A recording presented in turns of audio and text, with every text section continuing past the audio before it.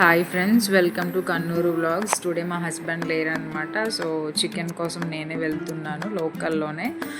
చూసారు కదా, మీరు ఎక్కడ చూసినా ఫారెస్ట్ లాగే ఉంటుంది. సో ఈ స్ట్రీట్స్ అన్నీ కూడా ఇలాగే ఉంటాయి.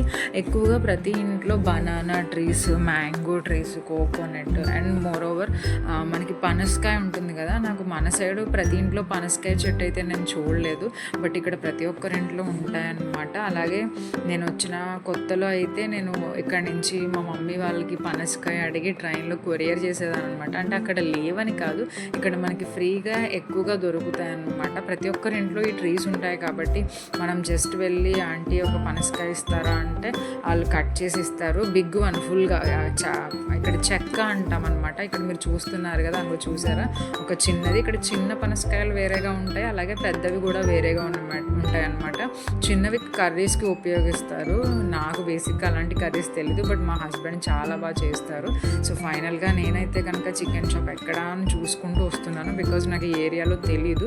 ఎక్కడ కూడా ఇంగ్లీష్లో ఉండవు ఎక్సెప్ట్ యాడ్స్ అనమాట. ఇక్కడ నేను చూస్తే ఒక బోర్డు కనిపించింది, చికెన్ హెన్ బోర్డు ఉండింది. సో నేను ఫిక్స్ అయిపోయాను ఇదే చికెన్ షాప్ అని చెప్పి. ఎందుకంటే మలయాళం నాకు మాట్లాడడం వచ్చు కానీ చదవడం రాదు. సో నేను షాప్లోకి వెళ్ళి చూడగానే నాకు అర్థమైంది ఇక్కడ డెలివరీ అని కూడా ఉండింది బాక్స్.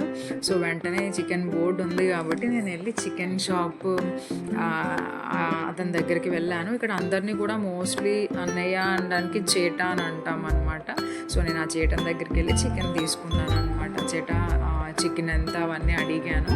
మలయాళంలో మనం మాట్లాడగలం కానీ బట్ చెప్పడం అవ్వదు. ఇంకోటి ఏంటంటే ఇక్కడ కొంచెం వెజిటేబుల్స్ తీసుకోవాలి నేను.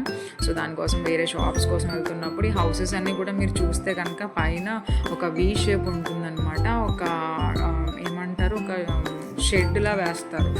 ఇక్కడ అని చూసారంటే మీరు. ఎందుకనంటే వాటర్ ఇక్కడ రైనింగ్ ఎక్కువగా ఉంటుంది కదా కేరళలో, ఆ వాటర్ స్టక్ అవ్వకుండా కిందకి వెళ్ళిపోవడానికి అనమాట. మనకి నార్మల్గా చూడండి, మనం బిల్డింగ్స్ అవి కట్టుకున్నప్పుడు వాటర్ ఉండిపోయి గోడలో వాటర్ వల్ల ఏమంటారు అది తడిగా ఎక్కువైపోతుంటుంది కదా, వాటర్ ఎక్కువగా ఉండడం వల్ల. సో ఆ వాటర్ అనేది నిల్వ ఉండకుండా వాళ్ళు అలా షేడ్స్ పెట్టుకుంటారనమాట. ఇది ఒక లోకల్ షాప్కి వచ్చాను. ఇక్కడ మనం చేచి అని పిలుస్తాం అనమాట, అక్క అని పిలవడానికి. సో నేను ఈ చేచి దగ్గరికి వచ్చి నాకు కావాల్సిన ఐటమ్స్ అన్ని తీసుకొని వెళ్ళిపోయాను. Thanks for watching. Please do subscribe.